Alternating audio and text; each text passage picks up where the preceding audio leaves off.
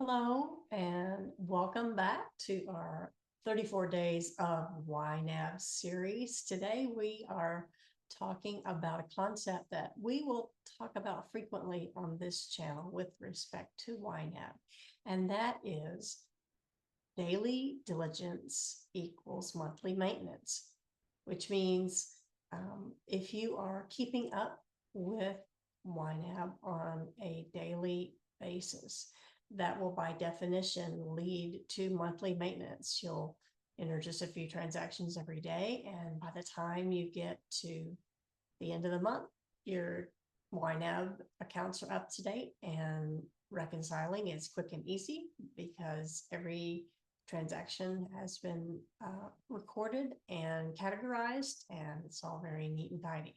So I would encourage you to remember that daily diligence equals monthly maintenance.